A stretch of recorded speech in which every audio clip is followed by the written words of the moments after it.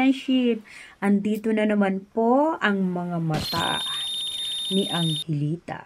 And of course, ang mga mata po ni Angelita ay palaging bukas pagdating sa katotohanan at ang ating mga tenga ay palaging nakikinig sa katotohanan. Yan lang po. At ang sinasabi naman natin ay nauugnay naman doon sa may mga katotohanan.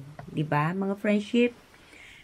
Ganun lang po yun. Hindi ho tayo nagpe-fake news, ha? Wala ho tayong fake news dito.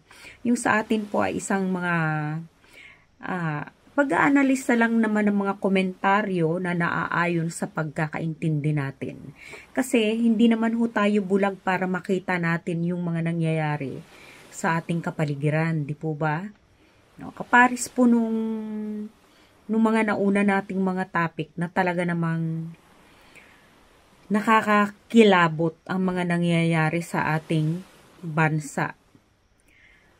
Noong mga naunang nung bago matapos ang term ni former President Duterte, diba? And mga friendship, bago ko simulan ng topic ko, gusto ko munang bumati sa inyo ng isang magandang araw ulit. Bawat video ko, kailangan kong bumati sa inyo ng isang magandang araw. Kasi kapag nakakasama ko po kayo, ay maganda talaga ang araw ko. O, di ba? Magandang araw sa inyong lahat, mga friendship. And unahin ko na kagad, yan sa mga taga Palawan. Mayad nga adlaw kanindong tanan mga tangay and mga kaiban. O, di ba? Mula Balabak, Kuyo, alam ko maraming mga kuyunin dyan. Although nakakaintindi tayo, kaya lang kuminsan nahihirapan naman tayong mag-translate. Di ba? Pero at least may alam tayo. And syempre, hindi natin nakakalimutan dyan sa Zamboanga ang mga kababayang Sabacano at Sabacana. Buenos dias, senyor and senyora. Mi amigos, mi amiga, and of course, senyorita y senyorito. And buen dia, mi amor. And of course, magmula sa Ilocos Sur hanggang sa Ilocos Norte. Naimbag nga adlaw, kada kayo, amen, mga friendship. O, diba? And sa mga kababayang Muslim, Assalamualaikum ya Said. Mga kababayan nating Muslim, kamusta na po kayo? And Guten Tag. And syempre, kifak and kifik mga habibi. Mga habibi ko. Diba? Sa ating mga friendship na mga Lebanese. Hello. And now, mga friendship, ang topic naman po natin sa araw na to, gusto ko lang sanang magbalik tanaw. Magbalik tanaw doon sa nung unang paglabas ho ni Arturo Las Cañas at Edgar Matubato, ganoon na rin po si Colonel Asierto, di ba? Yung mga ibinunyag nilang katotohanan ng panahon ni Duterte, pero wala hong naniwala sa kanila sa kabila ng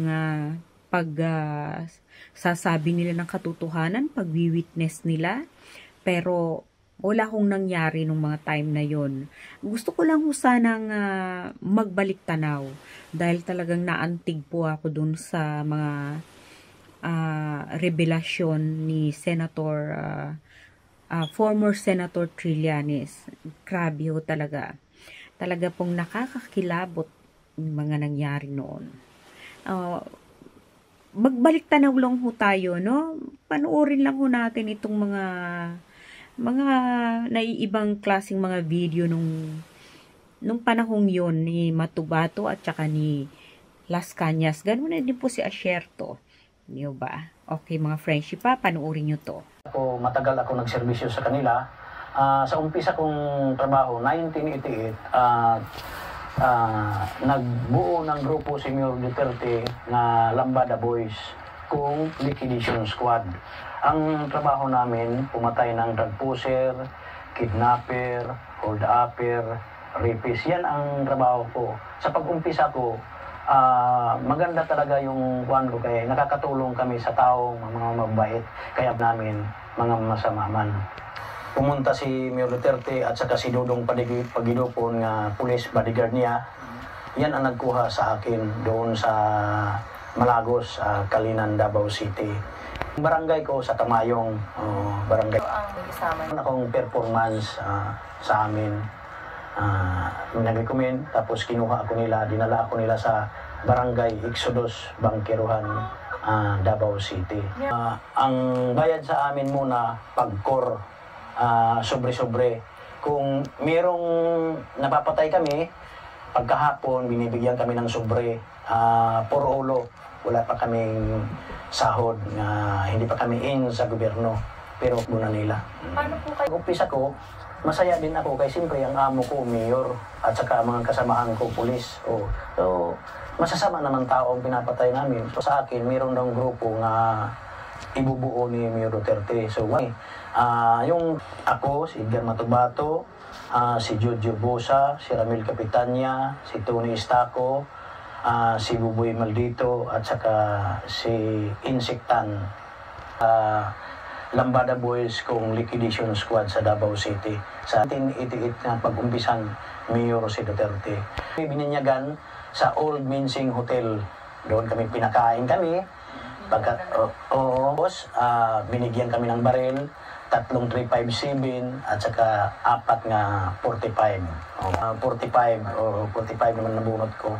Meron 3,000. Kada... Kung kapatay ka ng umpisa ng 3 o 4, so malaki-laki din ang natatanggap mo.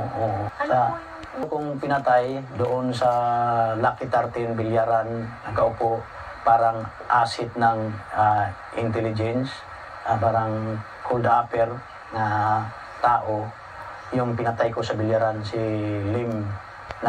Meron sa amin, pumapatay kami, Kang Lim, meron sa amin, hindi man kami nagmamanman, meron munang nagmamanman. Katapos, sumisinyas, lalapitan na kaagad. Kayo barilin mo. Oo, may kasama pero ako lang ang lumapit. Sa ulo talaga, nakaupo man sa Bilyaran. Close range. Sa amin, sa Davao City, parang kumpiyansa ka yung mga kasama mo, mga pulis talaga. Pero, meron sigurong 10, ganyan. Sa isang linggo. Kasama na. Kung ikaw ang nabubunutan nga, paraging ikaw ang titira, so, minsan, i-stick ka ng 3 tao ang napapatay mo sa isang araw. Marunong na ako gumamit. Sa amin, actual talaga yung pagbuo ng Lambada Boys. So, dahil sa CHDF, ang Lambada Boys 1988 hanggang 92. Retornes hanggang pinangalanan kami ni Jun Puras Pala nga DDS kung Davao Lit Squad. Si Jun Puras Pala. At saka si Jun Puras Pala at saka si Mayor Duterte, magkasangga noon yan sila. Kasi si Mayor Duterte talaga ang nagbuo niya ng Lambada Boys hanggang sa DDS. Siya talaga, hindi ka basta-basta pumapatay sa Davao kung walang basbas, walang clearance galing kang Mayor Duterte. Yung nagdadala sa amin, yung si Arthur Las Cañas, hindi na. Si Mayor Duterte ang nagbuo talaga ng kwan. Siya ang nagbuo ng Lambada Boys. So yan lang yung salita sa amin niya, ang trabaho nyo, yung mga masasamang tao, yung mga hudaper. Noon, sinasama ako ni Dudong Pagidopon sa bahay niya sa Bangkal. Pumupunta, doon lang ako sa labas. Ayan. Nain na kami sa City Hall. Kung CSU, kung Civil Sector Unit. Pero, hindi kami mga CSU, parang linagay lang kami sa CSU. Parang ghost employee kami, para na kami. Ang amin is 5,000. Kung walang holiday, aabot ng 6,000. Alala ko, tapos mo. Nga, nandoon na sila. Ito si Arthur Las Cañas, nag-utos na punta kayo doon para ambusin sila. Pero may nakauna na may nakauna ng tao doon sa bundok-bundok mataas. Kaya siyempre, malawak mo yung lupa ni Binbinido Laod, SPO4 Bin Laod. Suminyas ng kwan. So punta na kami na parang ambusin sila. Mabuti na lang kay doon lang sila sa entrance. Doon lang sila sa entrance. So meron siguro nagbulong po, meron nahiringan sila na bumalik sila, matras sila. Nakuha lang kami na na-delayed lang ng mga 10 minutes siguro bago ulis. Kaya kung naabutan namin, ubos sila lahat. Sino ba may tatanungin Ito si Arthur Las Cañas at saka sila si Bin Laod. Pumasok ka sa area yan, hindi ka na makakalabas dyan. Hindi ka. Kami, wala kaming dinalang tao dyan na nakalabas na buhay. Patay ka talaga dyan. Sa Davao naman sir, kasi ang tao doon hindi nagsasalita, natatakot dahil sa DDS. Natatakot. So, kung pumunta ka ng pulis, walang mangyayari sa'yo. Tapos, parang wawarningan ka ng pulis na huwag kang magsalita o ay may mangyayari sa'yo. Talaga ang tao, parang tahimik lang ang tao sa Davao. Biglang 2000, parang yung napapatay namin sir, parang mga personalan na yung iba. Parang makinis yung balat, parang hindi kriminal. Diskumpiyado na talaga ako, parang mga personalan na ang mga businessman, ganyan. Hudapper, kidnapper, ganyan ba. Diskumpiyado talaga ako. Iba man talaga ang yung inosenteng tao at saka yung criminal na tao. Bago, tuloy-tuloy yung patayan, pero nagtataka ka lang na hindi ka man pwede magtanong sa mga opisyal, bawal para sa akin, sibilyan man lang ako. So mga polis, inuutusan ka lang. So kung sila ang mayroong pinapapatay nga, mayroong inosente, nakamasking tape naman yan, binabalot naman yung ulo, pagkatapos sinasakal man yan, ganito, mayroon man kami mga pangsakal, pagkatapos sinasapsap na. Wala na. Ang parang kung membro ka ganyan sa DDS, para ang loob mo, parang buo, hindi ka natatakot. Hindi ka natakot kung hindi ka maggawa ng ganyan, alis ka na. Alisting ka palagi para kung magbago yung isip mo, ganyan, natatakot ka. Yung umpisa, yung mga pulis na kuha namin, yung nagsumampi sa amin, yung kami muna ang nagtitrain. Yan. Pagdukot, ito ang gagawin mo. Pinapasampol muna sa akin na yan ang gagawin mo. Hindi naman gagamitan ng aral. Hindi naman yung magdadala ka ng bullpen, paano ang pagpatay, ganyan. Basta ganyan lang. nakita ilang... Yung pumiro kong kita sa kanya, yung NBI agent, yung si Amisula, yung meron kaming kidnapping na reni-rescue, inoperitan, so nag-shortcut kami dito sa Toilet Drive, Matina. Pagkatapos, meron nakabalagbag na pick-up doon sa daanan, maliit man lang ang karsada, pagka Pabo, nag-motor, pinagalitan niya yung tao na yan. Tapos nagka-struggle sila. Pagtingin may baril, nakasibilyan, bumunot ng baril si Pabo. Pagkatapos, mabilis man yung NBI agent kay shooter, hindi man shooter yung opisyal namin, tinamaan sa kamay dalawa at saka pa, hindi siya pinatay, paalang at saka ang tama niya. Dalawang kamay, dalawang paa. Gumano na si Pabo sa karsada.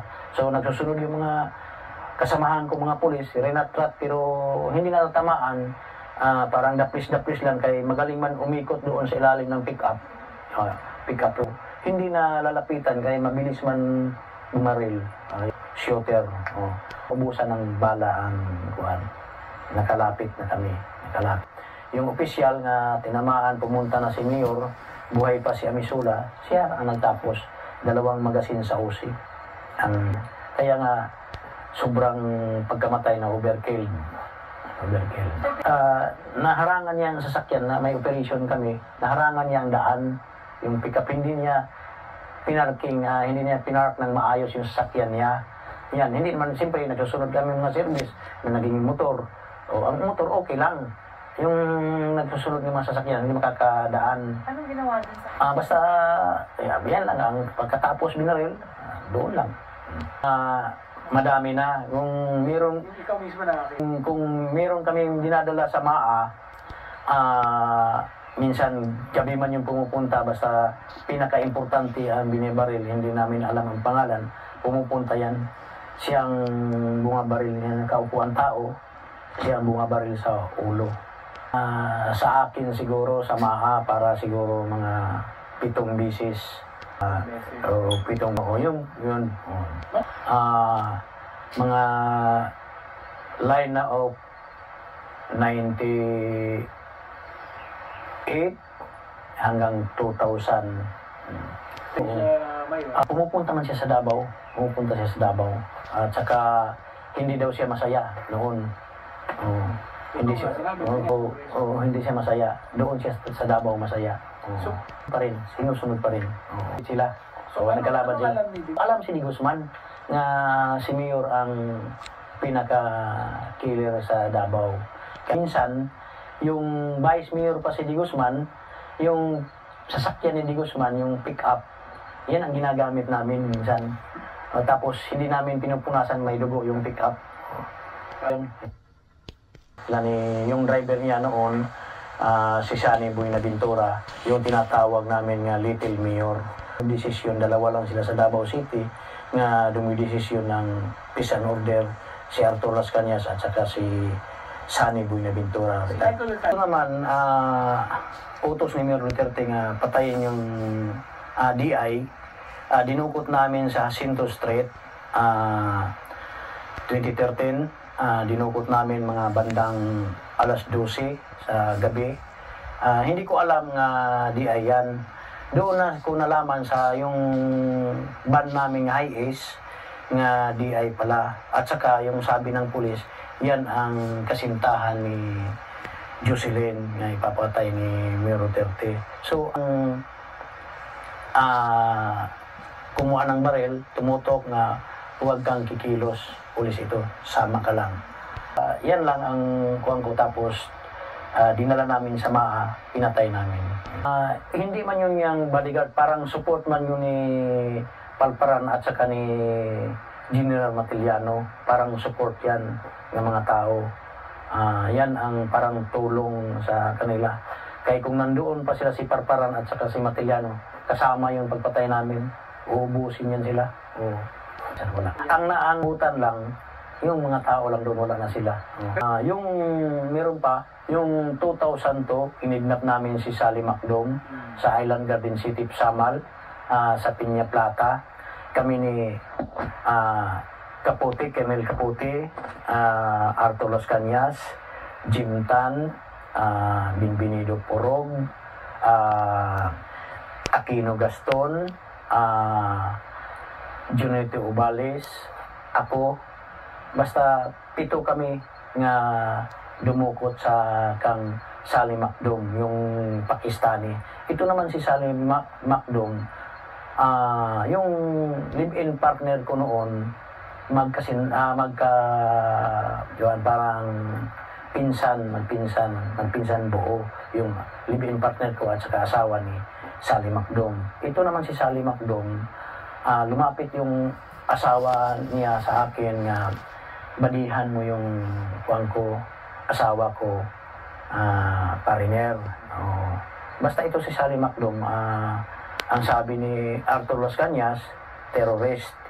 Sa akin naman, nagpapabili siya ng lupa na gagawin nga training center. Katulad nito, bundok, yung mura-mura lang, napapabili siya ng mga 100 hectares kung 150, ganyan.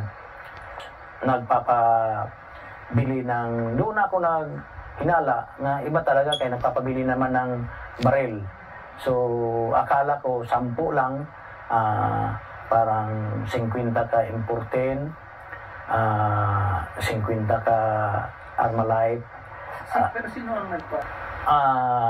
Utos naman ni Mayor Duterte, kay siyempre terroristman ang suspect doon. So, ang nagdukot, kami talaga. Tapos, natawag ako ni Arthur Las Cañas kay magsasama ng operation. So, mayroon daw terrorist nakapasok sa Davao City. Pagkatapos, pinost ang picture doon sa blackboard. Nagmi-meeting kami, ginanyan. Sabi ko, ito naman ang kasama ko, ako ang nagbabadi. O kung sabi niya, nagbibiro ka lang siguro. Sabi ko kung Arthur Las Cañas, yung amo ko, 20 years tayo nagsama, sir. Hindi ako nagbibiro. Kung gusto nyo, sundan ninyo ako bukas kay magkikita kami dahil sa bayad ng baril. Garden City, Samal. So, gabi pa, nandoon na sila. Ako, umuwi naman ako sa bahay. Nagtagpo naman kami sa alas 6 ng umaga. Nag-order ako ng kape. Inorderan ko, dumating siya. Tapos siya lang, oo. Kumoto siya nga patayin nyo kang Sunny Boy Naventura, kang Arthur. Kami namang lahat nga buong heinous crime pumunta sa Dicahome, Davao City Subdivision.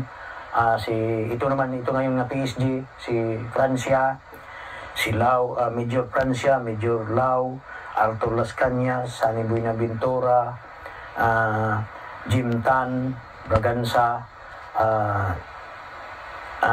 si Medina, at saka si Purog, Binbinido Purog, ako. Pumunta kami, kaming tatlo, si Medina, ako, si Purog. Si Purog ang nag-drive ng motor, katapos kami ni Medina ang umakyat sa bahay. Yung kagalit ni Pulong, naglalaro ng tungit. Yung katuwaan lang ba, mga bandang alas 2 ang hapon, hindi ko na matatandaan yung buwan namin. So, yung subject, parang nahawakan si Medina kay sobrang laking tao, matangkad. Si Medina, payat man, nahawakan. So, binaril ko. Tapos, bumaril si Medina, nadama yung dalawa, isang babae, isang lalaki, puro matanda. Kaya nga nagkonsensya ako kung ako ba ang nakabaril ng babae, kung si Medina ba ang nakabaril ng babae. Okay. Dapat hindi yung mamatay. Mayroon po yung pinagpapatay namin na utos niya. Yan, umuutos man siya talaga. Si Sara, noon nagkagalit niya ni Bato, kasi ang daming namamatay, sabi ni Mayor Sara, walang nahuhuli. Sabi ni Mayor Sara, bumaba ka na sa mo. Ang sabi ni Bato naman, hindi pa tapos yung termino ko. Nahuhuli. Wala mang nahuhuli. Kasi paano pagkahuli? Nga mga pulisman ang mga DDS, kung mayroon nag-checkpoint, pagtingin pulis, diretso ka na sa checkpoint, wala. Yung mga rading-tandin, yan ang mga rading-tandin, yan ang nakasibilyan ng mga pulis. Yan ang Kampulong naman, ang alam ko, yun ang umahawak ng smuggling. Kaya hinawakan nila noon, hindi sila umahawak ng pantalan ng sasa. Pagka vice mayor niya, sabi niya kang Arthur, tayo naman ang hahawak ng pantalan. Pero Sila ni Arthur, SM, kung saan-saan. Siyempre, ako, katiwala naman kami ni Arthur kay para kami magkapatid ni Arthur Las Cañas dahil sa matagal namin pinagsamahan. Nila, barko-barko dating sa Davao. At saka noon, pinabigay nila ako ng pera sa custom parang payula. 3 million. Parang payula yan sa... binibigay custom. Kasi dumadating yung barko ng oil, yung crudo, tapos yung bigas. Yan. Kami ang nagpa-change yung, parang magpapa-change ka ng pera. Oo. Si Arthur ng dollar, katapos ginawa nila ng piso. Tapos ako ang pinahawak ng bag na, duffel bag na itim. Tapos inabot ko, pero hindi ako pumasok ng opisina ng custom. Doon lang kay malapit ng sasasa, highway lang. Hinan yan lang. Si Pulong lang siguro, pero alam na niya yan. Siyempre, anak niya, hindi alam. Alam nga niya mga problema ng ibang tao. Anak pang hindi. Pero naman ng mga tauhan niya, bakit hindi niya maalam? Bakit hindi niya maalam ang ni Paulo? Si Arthur Las Cañas, parang trusted na niya yan. Yan na si Arthur Las Cañas. Nawak sila ni Arthur Las Cañas sa ismagol ng bigas. Kaya nga, galit siya Kabagayan, parang sinusulong ni Pulong, parang walang karibal siguro si Pulong na may smuggler nga iba. Parang hindi sila naniniwala. Talagang totoo naman, kaya ako naman ang gumawa. Bakit man hindi ako pumupunta ba ako ng sino bang taong pumupunta sa Senado magpapabitay ka? Yung iba nga nakakasagasa, tumatago, ako pa ang dami ang pinatay. Kasi yung buhay ko, binigay ko na sa Diyos. Ang isasabi ko lang, talagang totoo yung ginawa namin. Kung ano man ang hantungan, kung bitayin man ako, okay sa akin, wala akong total. So bakit ka lumabas? Lumabas ako, sir, nagkukonsensya na ako, ang dami na namamatay sa Davao. Sa Davao lang, ha? Ang dami na namamatay nga walang hustisya, yung kasali niya yung mga inosente. Katulad nung 3 binata nga mga dalaga nga babae, 17, 18, 20, ata yung mga edad niya, kinuha namin sa Barangay Obrero, sa apartment, na sabi ng pulis kasamahan ko nga drug pusher daw. So ako ang pumasok ng kwarto, wala akong nakita miski isa. Tapos kinarga namin sa aming service ng FX, pagkatapos piniringan, pagkatapos doon namin dinala sa Santa Rafael Village. Ang masaklap yun, sir, kay ginalaw pa ng mga pulis. Wala naman akong magawa, kaya siyempre civilian man na ako. Sabi ko, hindi man ako makasabi nga huwag niyong gawin yan. Ikaw, Hindi sa likod, kita na lang ako, parang umiiyak ako kasi hindi ko kaya kung mapatay ng babae. May kapatid, may mama ako, may mga pinsan ako, hindi ko yan.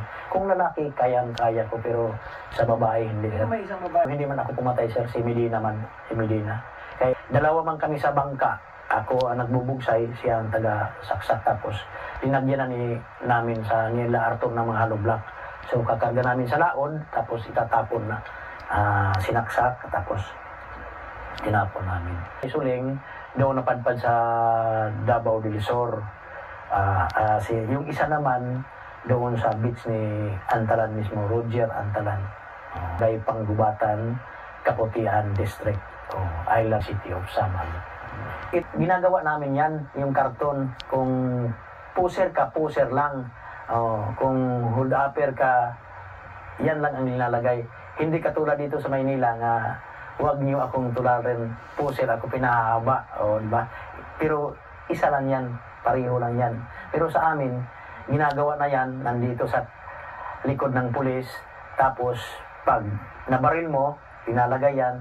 Tapos binalagyan ng 38, pinapaputok para magka-powder bone nga lumaban. Imposible naman kung lumaban, hindi ka tatamaan. Kasi ang pulis talaga sa Davao, may pangkantid yan. Hindi yan lumalakad na iisa lang ang baril. Pag makakita yan ng tao nga gusto niyang papatayin, may baril yan na 38. Mura man lang sa Davao ang 38. Magkano lang? Yung isa. 1.5 lang. Yan talagang tinanungan ni Cayetano. Nagbebenta na. Mandami man doon sa Davao ang nagbibinta. Yan tinanungan ni Cayetano, yung mga pulis daw naghihirap ng baril. At saka, bakit daw tagalaw-dalawang baril? Basta may ang mamamatay tao talaga, ang Mirrors Unit, kung heinous crime. Yung tao na talaga ni Miro Duterte. Hanggang Minus Crimes Unit pa rin ba ngayon? Meron siguro, sir, kung wala nila dinisold, yung opisina namin sa Alminras Gym, meron, sir, meron. Kapakita, sir, sa'yo, na papel ko nga heinous crime, ako nakabitin. Pero yung ibang sila. Ng pulis nga, mabait naman, maayos man trabaho, umaalis yan. Hindi yan tapos kung may natumba, hindi yan nag-iimbestiga. Basta, yan lang, namatay lang. So mga ilan siguro lahat? Trabaho siguro, sir, sa opisina namin, mga 30 siguro kapulis yung heinous crime, sir. 30. Yan na ngayon. Meron sa cap. Hindi naman ako natatakot nga presidente siya, sir. Basta nga sa akin lang, malaman lang nga mali niyang ginawa ang pagpatay ng tao. Hanggang ngayon, ang dami na namamatay, sir. Ako, nagkukonsensya na ako na sobra na ang ginagawa niya, sir. Pumapatay ng mga tao, umuutos siya. Umuutos man lang yun, sir. Basta ako, itutuloy ko rin yung pag-file ko ng kaso sa mga kasamahan ko, mga pulis ko, para makita nga totoong-totoo talaga, sir, yung sinasa. Oo, mga kasamahan ko talaga. Hanggang yung mga retired nga, mga kernel kay dati yun. Yan ang kasamahan ko hanggang nag-retire sila. Kasi yun, ngayon, miski retired sila, sir, sa Davao City, mga konsultan pa yan ni Digong. Mga konsultan pa yan yung mga kasamahan ko, mga opisyal. Ako, dapat lang ako tumago muna para matapos lang itong problema ko. Para muna, bago naman ako mamatay, matapos muna yung masintinsihan muna. Oo. Lahat Muna, sir, nakwento ko na. Kahit ko naman, basta yung totoong-totoo lang ang sinasabi ko, hindi yung magsisinungaling ako. Paano magsisinungaling ako nga? Ako man mismo ang gumawa, sir. Ako man inutusan. Siguro, sa personal ko lang, mga mahigit siguro mga 50 katao yung napatay ko. Pero nagsisisi naman ako. Miski hindi ko yan mga personal, inutusan lang ako. Pero tao pa rin, sir. Hindi yan hayop, hindi yan manok ko. Kasi kung papagbayarin din ako, pilit kong tatanggapin, sir. Simple naman kung ano ba ang isintensya sa akin sa gobyerno, tatanggapin ko rin, sir. Tao yan, dapat pagbayaran yan. Na kailangan na kumbinsihin ko sila. Maniwala man sila sa akin at saka hindi, basta totoo yung sinasabi ko talaga. Total, hindi man sila nakasama ni Duterte, ako ang nakasamang matagal. O, magkasama kami doon sa Davao. Ngayon lang sila nagkakilala nga presidente na si Duterte. Yan. Nila akong patayin para hindi na ako makakasalita. Ako sa DOJ, mayroong 2 tao bago ako umalis. Nahuli lang sila, nakaalis na ako. 2 nakamotor, hinahanap na ako. Pero alam ko yan, yung mga kasamahan ko na yan. Kaya nagtanong naman doon sa ISOG, yung gwardiya ng DOJ, gwardiya sa akin, nga mayroong bang maliit na tao, maitim, Bisaya na tao daw. Tinanong, ang natanungan yung gwardiya doon sa akin. Hindi pa kayo lumalan? Kung hindi ako kusa akong lumabas. Kaya alam ko na kung mauupo na siya, talaga akong papatayin din ako. Alam ko na. Kaya nga, may pumunta ng 2 doon sa bahay namin, yung safe house namin. Hindi Talagang nabanggit mo nga sa Senado. pare man niya. Simbahan naman ang tumulong sa akin. Mga pare naman. Talagang Nahirapan ka bang kumbinsin yun? sa mga pare nga, tinulungan din ako nila sa akin. Makuha yung problema ko. Nag-iisip nga makapira, ang sabi nila nga binayaran ako ni Ma'am Dilima. Parang wala akong natanggap, miski kusing hindi nga ako tinulungan na ni Ma'am Dilima nandoon pa sa DOJ. Bakit ako babayaran niya? Kung nangyari sa akin, sir, 2014, pinatay si Richard King. Pinatay si Richard King, yung businessman. Pagkamatay, June 12, 2014, hinuli ako June 19 ng gabi, alas 10 ng gabi. Kasi ako na ang pinupulgay nga pumatay kang Richard King. Yung ko, paano nga ako nagpatay nga, umalis na ako pagka DDS 2013. Pinupulgay nga nila ako, pinapasama yung asawa ko na isama mo, kayang sabi ni Mayor Duterte nga may operation kayo ng drug sa barangay Tibungko. Naisip ko nga, iba na talaga, salvage talaga kay bakit isasama ko yung asawa ko na wala yung nalalaman ng trabaho ko. Yan ako nagtaka. At saka hindi ako sumama ng mga kasamahan ko. Mga kasamahan ko talaga. Tapos hindi ako sumama. Merong station commander na mabait yung pumunta sa bahay. Sabi niya, may invitation si Director Danao sa iyo. Sama ka lang. Sumama ako, sir, kay siyempre mabait. At saka hindi ko alam kung ano ang problema ko. Wala man akong problema. Doon ko na nalaman nga pinagbibintangan nila nga ako na ang pumatay kang Richard King. Doon na binugbog nila ako, tinorture na nila ako, tinusok na ako ng baril. Ito pa, dumudugo pa yung puwit ko hanggang ngayon. Pinapaoperahan ito sana pero malaki-laki ang bayad, parang 100,000 ang operasyon. Hindi natuloy yung operasyon namin. Ang nag-aalam sa lugar niya. Tapos nagtitik siya ng pulis, nandito na yung tao. Tapos pinapasok na. ng mga randay din. Yun. Hindi yung nag-uniforme ng pulis. Walang civilian na kumakayang pumupunta lang ng barangay na mamaril. O hindi yan kaya. At saka mahuhuli ka. Nahuhuli nga ang nagsasaksakan, yung nagsusuntukan, yung pang hindi mahuhuli yung nababaril. Paano pagka huli yan nga, pulis man ang tumatrabaho? Pulis talaga ang tumatrabaho. Wala akong grado, yung natuto lang akong pumatay ng tao. Yan lang talaga yung natutunan ko. Sir, ano po ang Sa akin naman, miski hindi sila maniwala sa akin, talagang totoo naman ito. Nakikita naman ang sobrang dadaming namamatay. Ngayon, entero Pilipinas na, noon Davao City lang. Nakikita mo ngayon. Pero ang masakrap lang dito, ang mga malalaking mga drug pusher hindi namamatay. Yung namamatay talaga, mga maliliit lang, yung nakasinilas lang. Tulad ng pinapatay namin sa Davao. Wala kaming napatay ng mga drug lord doon sa Davao.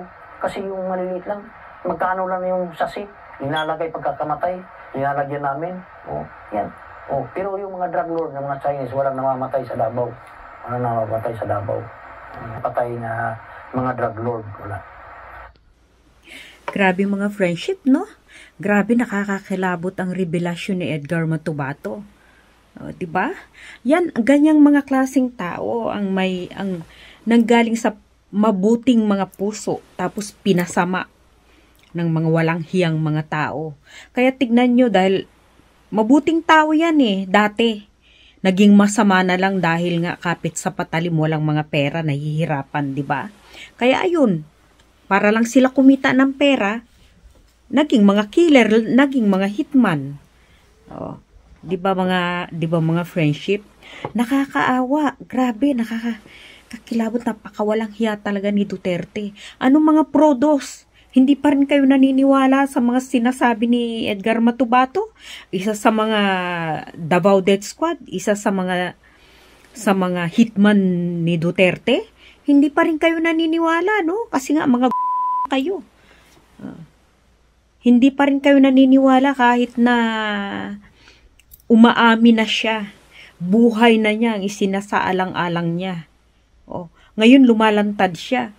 Yan, gusto siyang ipapatay, di ba? Gusto rin siyang ipaligpit para wala nang nagsasalita. Pero yung mga kampo ni Duterte talagang pa rin sa kanya, talagang sang-ayon sa mga kung anong ginagawa ni Duterte, no? Baliwala sa kanila yung mga namamatay ng libu-libong tao.